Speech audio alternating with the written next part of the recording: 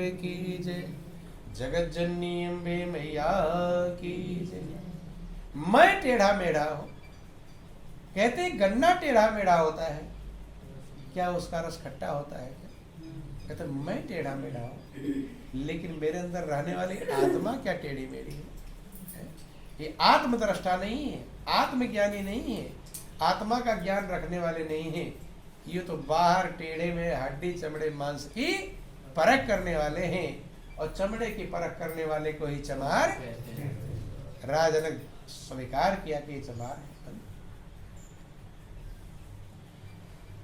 कहते हैं कि महाराज आप अपना प्रश्न पूछो।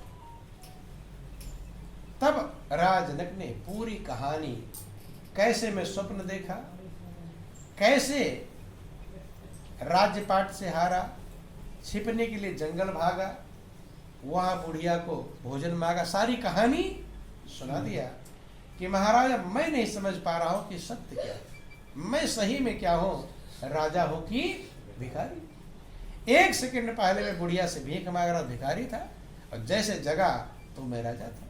तो मैं हूं राजा। सत्य क्या है? स्वप्न सत्य है या ये संसार सत्य है? तो जो विद्वान आए थे, कोई स्वप्न को सत्य कह रहा था, कोई संसार को सत्य कहा, कोई कुछ।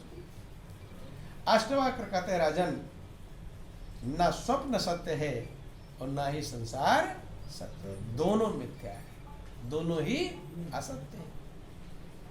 राजनक कहते हैं फिर सत्य क्या है? सत्य भी तो कुछ होगा भाई, स्वप्न तो सत्य है, ठीक है, संसार भी असत्य है, फिर सत्य क्या है?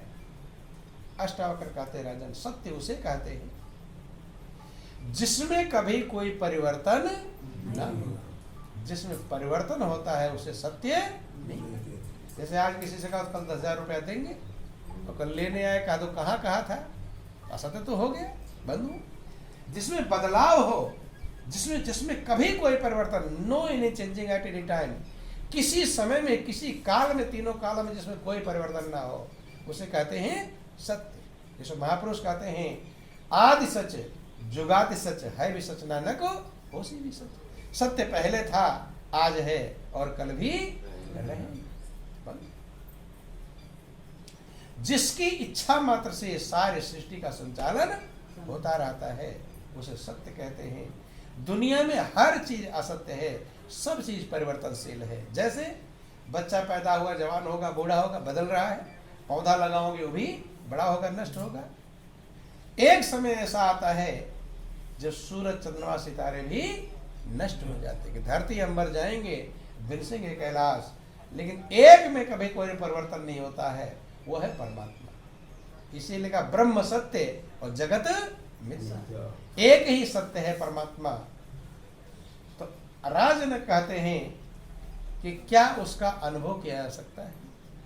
अष्टावक्र कहते हैं राजन, उसी को जानने के लिए, उसी के अनुभव के लिए, उसी की मिठास को पाने के लिए, उसके आनंद को पाने के लिए ये जिंदगी मिली है, जो कभी छूटता नहीं है, जो अविनाशी है, उसको पाने के लिए आपको मनुष्य की जिंदगी मिली। ये छूट जाए उसको पाने के लिए नहीं, आज मिला है कल छूट जाए रोते रहेंगे। अविनाशी परमात्मा है, उसको पाने के लिए आपकी जिंदगी मिली है। कहते हैं कि क्या उसे जाना जा सकता है? अष्टावक्र का तो वही जानने योग्य है, उससे कीमती जानने योग्य कोई चीज नहीं।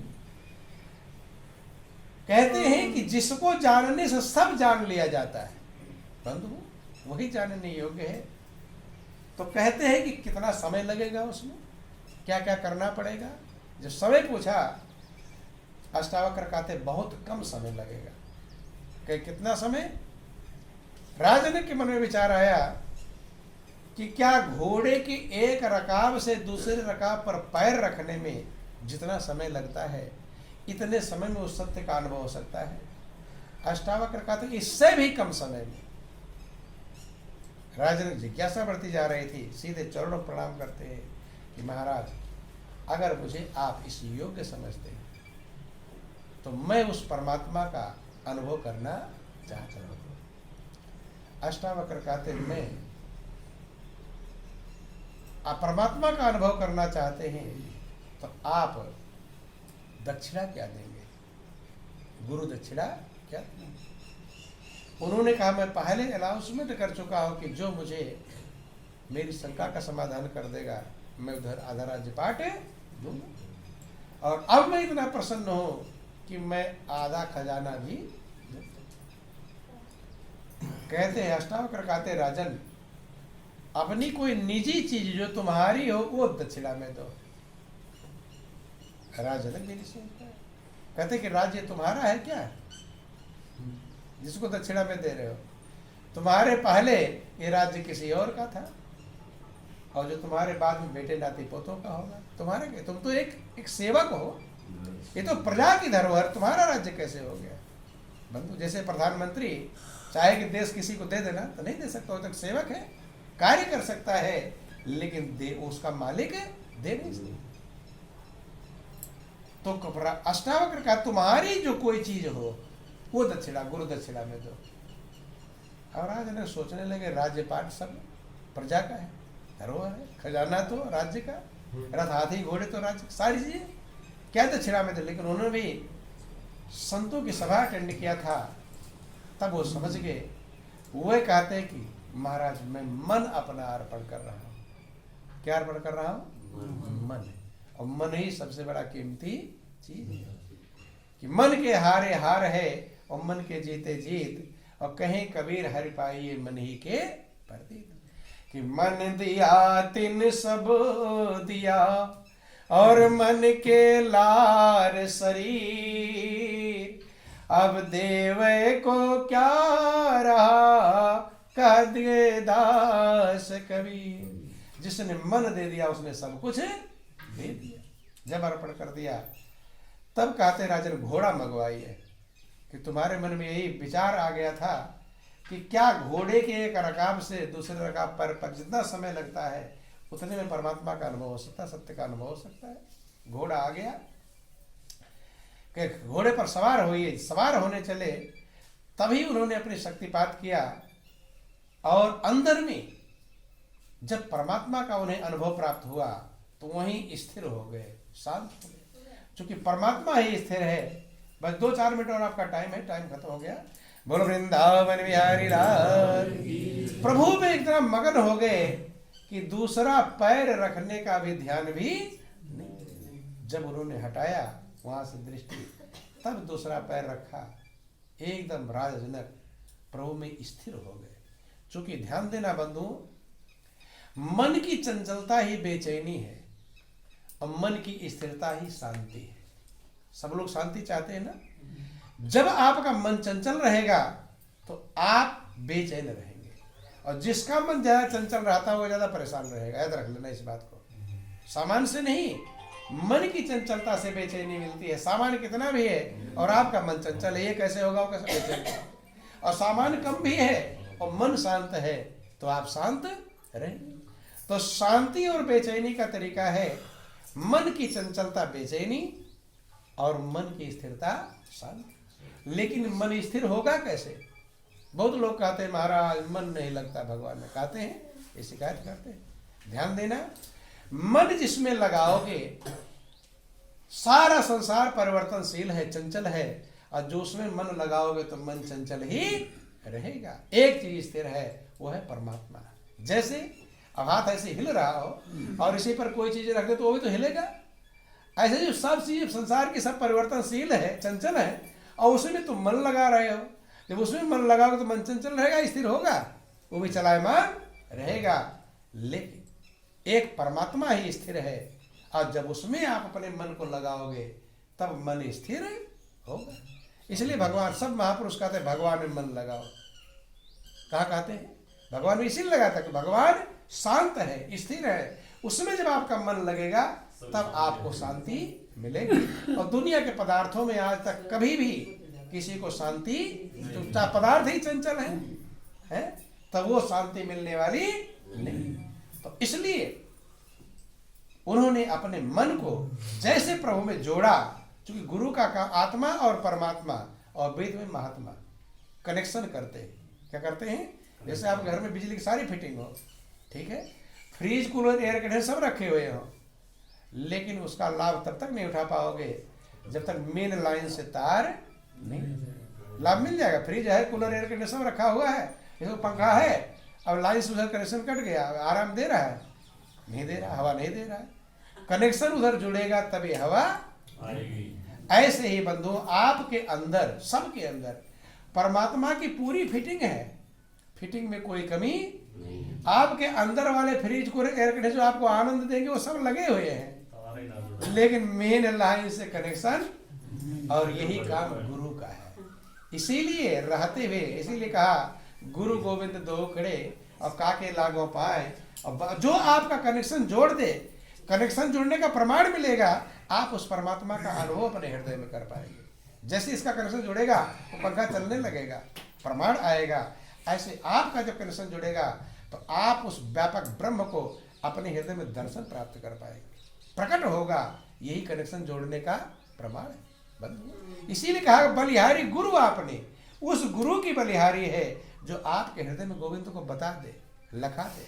ये नहीं कहा बलिहारी गुरु आपने जिन मंत्र दिनों बताया, या कंठी दिनों पहना है, या कान दिनों फूका है। एक बात कही गई, बलिहारी गुरु आपने जिन गोविंद दियो बताया।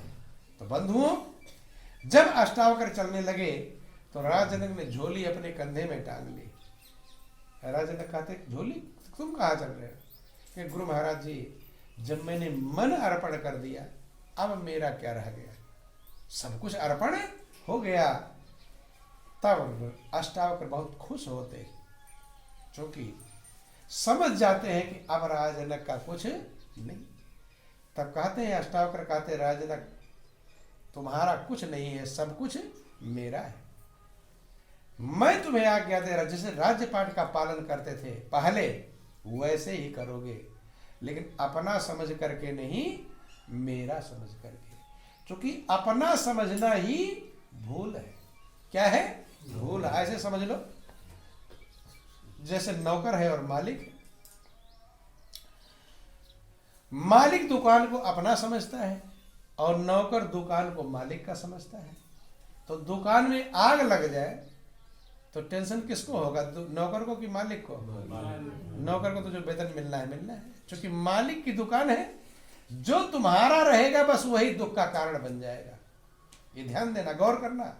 जो जो चीजें आपकी रहेंगी, जिसको अपना समझोगे, वही दुख का कारण बनेगा। और इसलिए बंधुओं, जब भी कभी आपको कष्ट होता है, दुख मिलता है, हृदय बेचैन हो जाता है, तो गैरों से होता है कि अपनों से?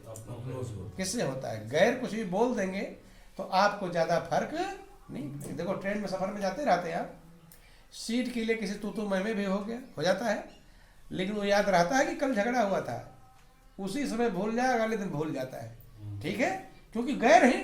तो ठीक है, सीट के लिए होगा, कोई झंझट नहीं। लेकिन अपना प्रिय जो व्यक्ति है, वो एक शब्द उल्टा बोल देगा तो हड्डी छोड़कर कलेजे में असर करेगा। करेगा कि नहीं करेगा? अब वो जल्दी भूलने वाला नहीं है, वो भूख को भी उड़ा देगा। है? लोग कहेंगे कि चलो खाना खाओ, नहीं, अब भूख नहीं। क्या हो, कहाँ उड़ गई भूख?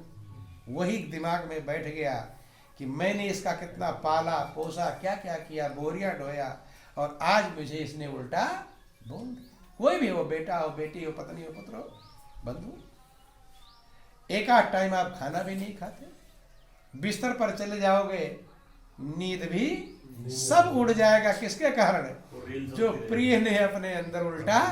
इसलिए महापुरुष कहते हैं कि जब भी आपको दुख मिलेगा अपनों से, कि मुझे अपनों ने ही लूटा, गैरों ने कहा इतना दम था, और मेरी किश्ती वहीं डूबी जहां पानी कम था। वही बेचैन करता है।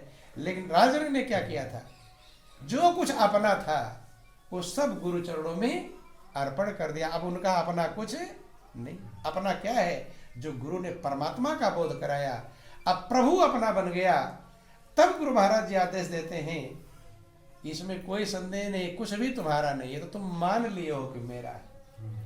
महापुरुष कहते हैं कि तू नहीं केरा, कोई नहीं तेरा, क्यों करे मेरा मेरा, और तेरा है सो तेरे पास है, और सभी है अनेरा। जिसको आप अपना कहते हो, जब पैदा नहीं हो तो साथ नहीं था, और जब मर जाओगे तो साथ नहीं। अपना कैसे है? खाली आपने मान लिया अपना है, यही भूल है, यही अज्ञानता। जो आपका अपना है, जो पैदा होने से पहले आपका था और मरने के बाद भी अपना रहेगा, वो परमात्मा है, उसको कभी समझा नहीं।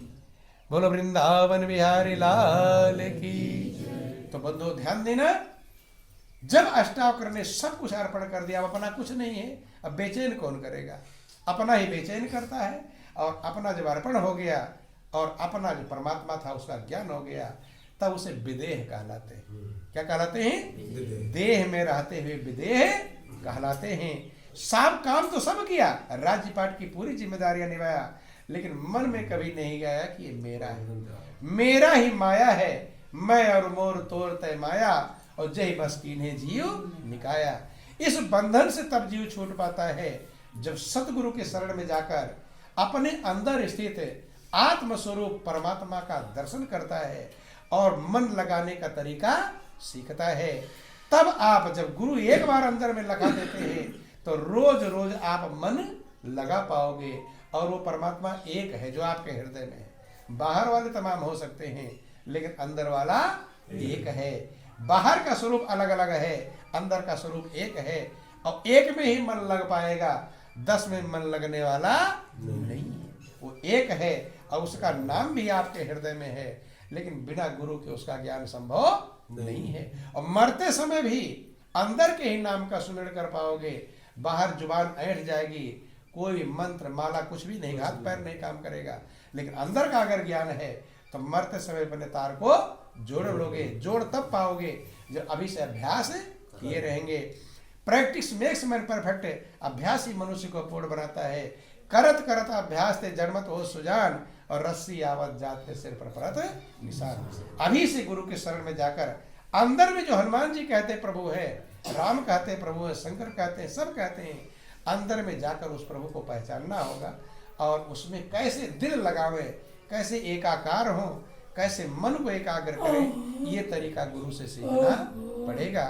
बिना गुरु, किसी का गुरु बिन बहुरे तरे न कोई, और जो बिरंच शंकर सम होई। इसलिए समझें, विचार करें, मनन करें।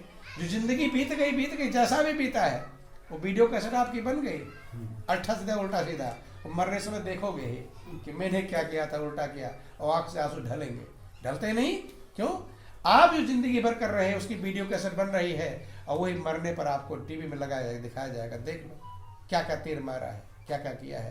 तो अब तक जैसा उल्टा सीधा हो गया तो भोगना, लेकिन महापुरुष कहते आज अब से संभाल लो, ताकि लास्ट में तो आत्मा खुश हो जाए कि चलो जब जागे तभी सवेरा। लेकिन अब भी नहीं संभाल पाएंगे तो आत्मा पछता कर, रो कर, बिलक कर चली जाएगी, फिर इस जिंदगी का कोई लाभ नहीं है। तो जीवन कीमती है, अनमोल है, समझें और अपना कल्याण करने का प्रयास करें।